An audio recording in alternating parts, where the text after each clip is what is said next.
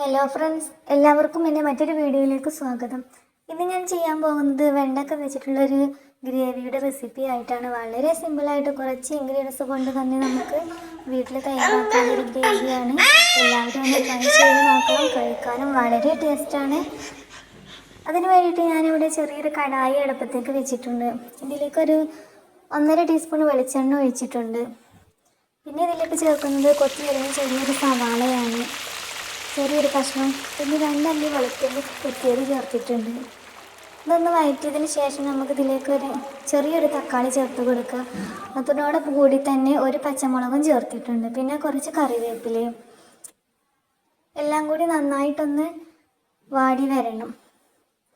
ഇത് നമ്മൾ ചെറുതായിട്ട് അരിഞ്ഞു വെച്ച വെണ്ടയ്ക്കയാണ്, അതൊന്ന് ഇതിലേക്ക് ചേർത്ത് കൊടുക്കുക.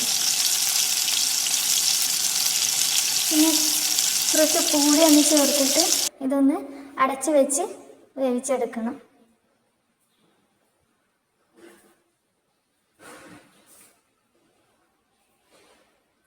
മൂന്ന് മിനിറ്റ് വേവിച്ചതിന് ശേഷം നമ്മുടെ വെണ്ടയ്ക്കൊക്കെ ഏകദേശം ഒന്ന് വാടി വന്നിട്ടുണ്ട്. ഇനി നമുക്കിതിലേക്ക് കുറച്ച് വെള്ളം ഒഴിച്ച് കൊടുക്കാം. അതിനു മുമ്പ് 1 ടീസ്പൂൺ മുളക് പൊടി ചേർത്തിട്ടുണ്ട്. പിന്നെ 1.5 ടീസ്പൂൺ മല്ലിപ്പൊടി, 1/4 ടീസ്പൂൺ മഞ്ഞൾപ്പൊടിയും, ഇതെല്ലാം കൂടി വെളിച്ചെണ്ണയിലൊന്ന് വഴറ്റി വരണം. പൊടികളുടെയൊക്കെ പച്ചമണം മാറുന്നത് വരെ ഒന്ന് വഴറ്റിയെടുക്കണം. പൊടികളിൽ എണ്ണ തെളിഞ്ഞ് വരുന്നത് വരെ ഒന്ന് വഴറ്റിയെടുക്കുക. ഇതുപോലെയാണ്. ഇപ്പോൾ ഇതിലൊക്കെ എണ്ണ തെളിഞ്ഞ് നന്നായി വന്നിട്ടുണ്ട്. ഇനി നമുക്ക് കുറച്ച് വെള്ളം ഒഴിച്ച് കൊടുക്കാം. ഞാനിവിടെ കുറച്ച് ഗ്രേവിയാണ് ഉണ്ടാക്കുന്നത്. നിങ്ങൾക്ക് കൂടുതൽ ഗ്രേവി വേണമെന്നുണ്ടെങ്കിൽ കൂടുതൽ ഇൻഗ്രീഡിയൻസ് ചേർക്കാവുന്നതാണ്. ഇനി ഇതൊന്ന് തിളപ്പിച്ചെടുക്കുക.